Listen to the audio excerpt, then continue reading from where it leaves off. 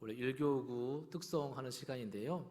1교구 교구장이신 이우희 장로님이 몸이 좀 불편하셔서 오늘 교회에 나오시지 못했습니다. 그래서 1교구 구역원들이 우리 교구장이 없이는 결코 특성할 수 없다라고 그런 간곡한 말씀을 주셔서 다음으로 연기하도록 하겠습니다. 우리 1교구 얼마나 연합이 잘 되고 있습니까? 다른 교구도 그렇게 순종하시기를 바랍니다. 네. 잠깐 기도하고 말씀 오도록 하겠습니다. 하나님 아버지 은혜와 사랑을 감사드립니다. 아침부터 이 시간 이렇게까지 함께 해주신 하나님, 오늘 오후 예배로 모여서 이제 말씀을 듣는 시간입니다. 우리의 피곤함을 다 가져가 주시고 영적으로 깨어 말씀을 듣고 깨닫는 은혜가 있게 하여 주시옵소서. 이 시간 말씀하여 주시옵소서. 저희들이 듣기를 원합니다. 감사하고 거룩하신 예수님의 이름으로 기도드리옵나이다. 아멘. 옆에 분 바라보시 인사하시겠습니다. 사랑합니다. 축복합니다. 네. 자, 오늘 제목이 그리스도의 사랑을 알게 하시기를이라고 이렇게 했는데요. 자, 그리스도의 사랑을 알게 하시기를, 사도 바울이 에베소 성도들을 향한 기도의 내용입니다. 자, 오늘 어버이 주일로 우리가 예배를 드렸는데요. 어버이 대신 여러분들이 여러분의 자녀들에게 그리스도의 사랑을 알게 하시도록 기도하시는 여러분이 되시기를 바랍니다. 자, 지난 시간에는 1절부터 13절 말씀을 통해 3장의 본격적인 내용은 오늘 본문이지만 1절부터 13절의 내용이 삽입된 내용이다라고 말씀을 드렸습니다. 자, 사도 바울이 3장에 들어가면서 이러므로 뭔가 말을 꺼내려고 했더니 생각해 보니까 우리 에베소 성도들이 에베소 교회 성도들이 자기에 대해서 너무너무 걱정을 하고 있는 것에 염려가 되어서 이렇게 삽입된 내용으로 했었죠. 자, 그 내용이 13절에 보면 사도 바울이 그들을 생각하는 마음이 13절에 담겨져 있다라고 말씀을 드렸습니다. 우리 지난 시간 본문이었지만 13절 한번 같이 한번 읽어볼까요? 시작. 그러므로 너희에게 구하노니 너희를 위한 나의 여러 환난에 대하여 낙심하지 말라. 이는 너희의 영광이니라. 아멘. 여러분, 사도 바울이 받는 고난 때문에 두 종류의 반응이 있었다고 하였습니다. 한 부류는 복음을 전하다가 사도 바울의 감옥에 갇히는 거 보니까, 예수 믿다가 보니까 저렇게 감옥에 갇히는 거 보니까 예수 믿어도 소용이 없다, 정말 힘들 것이다 라고 포기해버린 사람이 있었다는 것이죠. 자, 또 한 부류의 사람들은 복음을 전하다가 감옥에 갇힌 바울을 걱정하며 낙심하는 성도들이 있었습니다. 그들에게 사도 바울은 나는 이방인들에게 복음을 전파하는 일로 부름을 받았다는 자신의 사명을 설명해 주면서 측량할 수 없는 그리스도의 풍성함을 이방인에게 전하게 하신 것이 하나님의 경륜이다라고 설명을 해 주었습니다. 그래서 이방인들이 그리스도 안에서 함께 교회를 이루어 함께 지어져가는 이 일을 위해 부르심을 받았고, 하나님의 감추어진 경륜을 드러내며 교회의 비밀을 알게 하는 일을 위해 나는 지금 투옥되어 있다라고 설명했고, 이것이 나의 영광이다라고 설명을 했습니다. 그러니 낙심하지 말라라고 그들에게 말씀해 주었던 것이죠. 자, 바울은 이제 본격적으로 오늘 본문을 통해 에베소 교회 성도들을 위한 두 번째 중보 기도를 하고 있습니다. 자, 바울의 기도의 내용이 무엇입니까? 바울의 기도의 핵심 내용은 19절 말씀에 있습니다. 우리 19절 말씀을 같이 한번 읽어볼까요? 시작. 그 너비와 길이와 높이와 깊이가 어떠함을 깨달아 하나님의 모든 충만하신 것으로 너희에게 충만하게 하시기를 구하노라. 아멘. 하나님의 모든 충만하신 것으로 너희에게 충만하게 하시기를 구한다. 여러분, 구원받은 성도는 함께 예수 그리스도 안에서 한 성전이 되었기에 이제는 함께 자라가되, 읽었던 19절 말씀처럼 하나님의 충만이 우리에게 충만할 때까지 자라갈 수 있도록 사도 바울이 기도하고 있는 것입니다. 이 바울의 기도와 같이 우리는 하나님 앞에 자라가고자 하는 열망이 있어야 합니다. 자라가되 함께, 교회가 모두 하나 되어서 함께 자라가야 하는 것입니다. 그래서 교회가 이 세상에 그리스도를 올바로 드러낼 수가 있습니다. 여러분, 하나님의 자녀의 성도가 유혹과 쾌락, 게으름과 시험, 그리고 낙심과 비관적이 되는 것은 모두 자라지 않고 정체되어 있기 때문입니다. 이런 것들에서 벗어날 수 있는 것이 함께 자라나는 것입니다.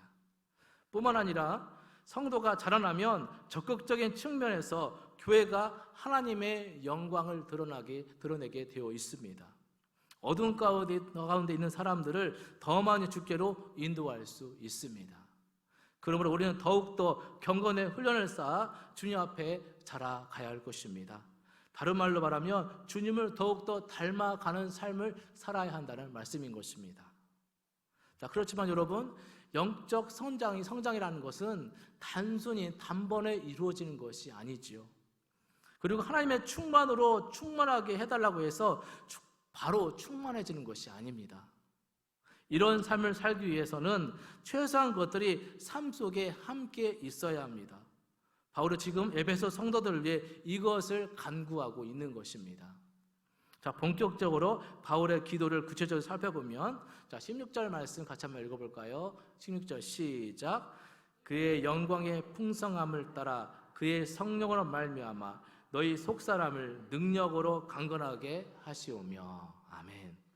바울은 먼저 속사람을 강건하게 해달라고 기도하고 있습니다. 여기 강건의 반대말은 낙심이지요. 이것은 지난 본문에 있었던 앞에 13절에 환난에 대하여 낙심하지 말라는 말을 이 염두에 둔 표현이라 할 수 있습니다. 여러분, 지금 바울은 어떤 상황 가운데 있습니까? 로마 감옥에 갇혀 있는 상황 가운데 있지요. 사실 바울 자신이 가장 낙심할 수 있는 그런 상황 가운데 있습니다. 즉 바울 자신도 이런 기도를 늘 평소에 했었음을 알 수가 있습니다. 그래서 바울은 빌립보서 1장 18절 말씀에서 이렇게 기록을 하고 있습니다. 같이 한번 읽어볼까요? 시작. 그러면 무엇이냐? 거칠애로 하나 참으로 하나 무슨 방도로 하든지 전파되는 것은 그리스도니 이로써 나는 기뻐하고 또한 기뻐하리라. 아멘. 사도 바울의 이 고백이 우리 모두의 고백이 되시길 주의 이름으로 축복합니다. 사도 바울은 감옥 속에서도 전파되는 것은 그리스도임을 알고 기뻐할 수 있었음을 고백합니다. 자신의 앞날이 어떻게 될지는 모르는 상황에서 오직 그리스도만 전파되기를 바랬습니다. 그만큼 바울은 속사람이 강건했던 사람이었던 것입니다. 오늘 우리가 낙심하고 좌절하고 시험에 빠지고 죄를 짓는 것은 모두 속사람이 강하지 못하기 때문입니다. 반면 삶의 균형이 있고 기쁨과 감사가 넘치고 성령의 열매를 충만히 맺는 사람은 모두 속사람이 강건하기 때문인 줄 믿으시기 바랍니다. 속사람이 강건해야 힘을 발할 수 있고 속사람이 강건해야 신앙생활의 능력이 나타나게 되어 있다는 것입니다. 자, 그렇다면 우리의 속사람이 강건해지는 비결이 무엇입니까? 16절을 다시 보시면 성령으로 말미암아라고 했습니다. 우리의 속사람의 강건함은 성령으로 가능하다는 것입니다. 다른 어떤 것으로가 아니라 우리의 역사하시는 성령님의 능력으로 그 성령님을 의지할 때 우리의 속사람이 강건해진다는 것입니다. 여러분, 예수님을 믿는 그 순간 성령님이 우리 안에 역사하고 계신 줄 믿으시기 바랍니다. 성령님이 그래서 우리 안에 역사하시면서 우리를 통해서 하나님을 바로 알게 해줍니다. 그리고 성령님은 우리에게 순종할 수 있는 능력을 부어주십니다. 그리고 성령님은 우리가 기도할 수 있게 만들어집니다. 그리고 성령님은 우리가 주님을 닮아갈 수 있도록 우리를 인도하여 주십니다. 그러면 우리가 19절 말씀처럼 하나님의 충만한 수준까지 가기 위해서는 그 기초가 되는 우리의 속사람이 먼저 성령으로 강건해져야 한다는 것입니다. 오늘 이 자리에 계신 여러분 모두가 이렇게 성령님을 의지하여 충만하게 자라나는 은혜가 있으시기를 주님의 이름으로 축원합니다. 자, 두 번째로 바울은 주님이 그들의 마음에 계시기를 구합니다. 우리 17절 말씀 같이 한번 읽어볼까요?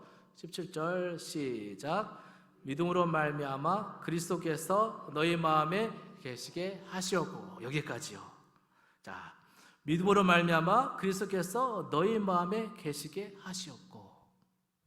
자, 성령이 우리 안에 계시듯이 그리스도도 우리 안에 역사하고 계십니다. 하나님도 우리 안에 계십니다. 삼위일체 하나님께서 우리 마음 가운데 역사하고 계십니다.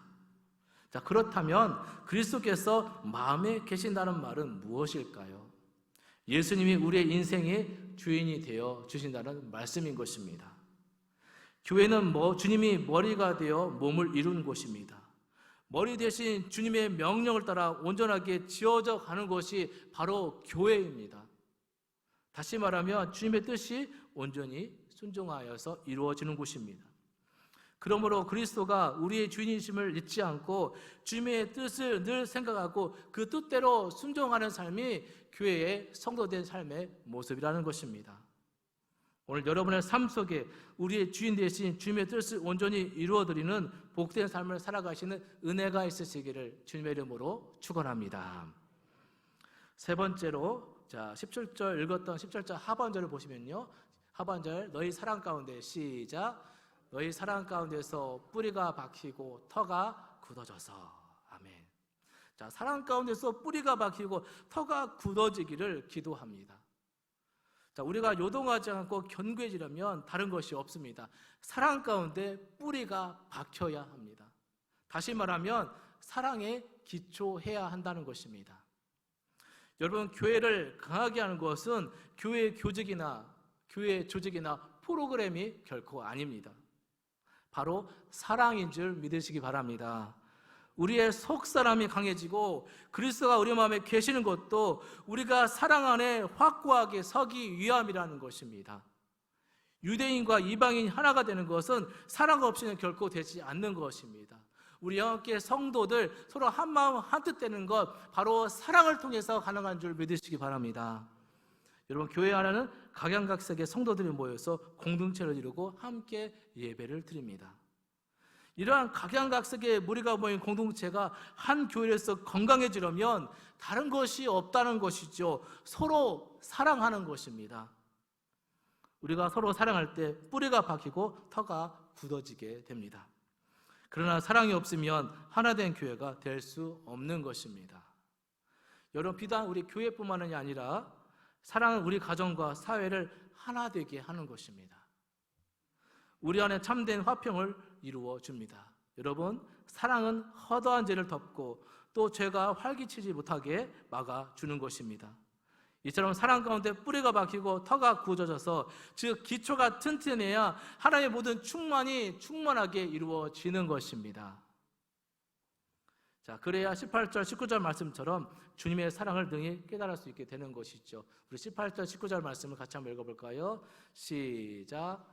능히 모든 성도와 함께 지식에 넘치는 그리스도의 사랑을 알고 그 너비와 길이와 높이가 깊이가 어떠함을 깨달아 하나님의 모든 충만하신 것으로 너에게 충만하게 하시기를 구하노라. 아멘. 마지막으로 기도하는 것이 무엇입니까? 능히 모든 성도와 함께 지식에 넘치는 그리스도의 사랑을 알고 그 너비와 길이와 높이와 깊이가 어떠함을 깨닫기를 원한다라고 마지막으로 기도하고 있습니다. 여러분, 알고 깨닫는 것은 지식적인 것이 아니라 체험적인 것입니다. 주님의 다음이 없는 그 사랑을 삶 속에서 깨달으면 우리 자신도 그런 삶을 살 수밖에 없다는 것이죠. 왜냐하면 그 사랑을 할 때 우리는 사랑에 순종하게 되고 그 사랑에 순종할 때 우리는 우리를 향한 주님의 사랑을 더 많이 깨닫게 되기 때문입니다.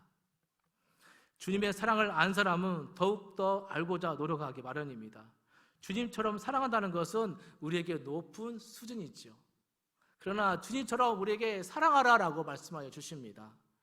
주님이 천하디 천한 우리를 받아주셨듯이 우리도 피차 서로 사랑하라라고 우리에게 말씀하여 주시는 것이죠. 서로 사랑할 때 우리에게 능력이 나타나는 것입니다. 서로 사랑할 때 우리가 서로 충만해지는 것입니다. 서로 사랑할 때 우리가 함께 지어져 가는 것입니다. 사도 바울이 바로 이것을 위해 기도한다는 것이죠. 에베소 교회 성도들아, 서로 사랑하여서 한마음 한뜻 되어서 그리스도의 능력을 너희를 통해서 이루어질 수 있도록 사도 바울이 기도하는 것입니다. 이 사랑을 가지고 우리 영화교회가 한마음 한뜻 되어서 교회를 이루어갔으면 좋겠습니다. 여러분, 이런 의미에서 그리스도의 사랑은 결코 혼자서 깨닫는 것이 아니라는 것입니다. 그래서 18절에 무엇이 있습니까? 능히 모든 성도와 함께라고 하였습니다. 한 사람만 사랑해서는 것이 아니고 함께 더불어 사랑을 통해서 이루어 가야 한다는 것이죠. 우리가 교회 안에서 서로 용납하고 용서하고 이해하고 격려하고 도와줄 때 알 수 있는 것이 바로 주님의 사랑이라는 것입니다. 그러므로 우리는 주의 사랑을 깨달을 수 있도록 더욱더 기도해야 하는 줄 믿습니다. 우리가 이와 같이 성령으로 속사람이 강하여지고 그리스도가 마음에 계시고 사랑 가운데 뿌리가 박히고 터가 굳어지고 그리스도의 사랑을 알고 깨달을 때 비로소 우리는 하나님의 모든 충만으로 충만하게 되는 줄 믿습니다. 오늘 이 사도 바울의 기도와 같이 우리도 마땅히 이를 위해서 기도해야 할 것이고 또한 이런 삶을 살아가야 한다는 것입니다. 하나님 바로 우리가 이것을 구할 때 반드시 이루어 주시는 분이신 줄 믿으시기 바랍니다. 문제는 우리가 이렇게 충만함까지 자라가고자 하는 의지와 소망이 있느냐라는 것이죠. 우리가 단지 구원받는 것으로만 만족하고 더 이상 자라가지 않겠다고 한다면 지금까지 모든 기도는 아무런 소용이 없는 것입니다. 그리고 그 심령은 영적으로 병이 들게 되어 있다는 것이죠. 그렇기 때문에 우리는 자라지 못하고 정체하고 있는 것입니다. 여러분, 하나님은 이미 다 우리에게 주실 준비가 되신 줄 믿으시기 바랍니다. 아니, 이미 다 주셨습니다. 여러분 20절 말씀 보십시오. 20절 말씀 마지막으로 한번 읽어볼까요? 20절 말씀 시작. 우리 가운데 역사하시는 능력대로 우리가 구하거나 생각하는 모든 것에 더 넘치도록 능히 하실 이에게. 아멘. 여러분, 하나님은 결코 인색하신 분이 아니십니다. 그런 걸 구하는 자에게 반드시 주시되 더 넘치도록 능히 주시는 분이시며, 그런 하나님을 믿으며 오늘 우리가 받은 이 네 가지 기도를 여러분의 평생 기도로 삼아서 하루하루 더욱 주님을 닮아가며 하나님의 충만하심으로 충만해지시는 여러분들의 복된 삶이 되시기를 주님의 이름으로 간절히 축원합니다. 축원합니다.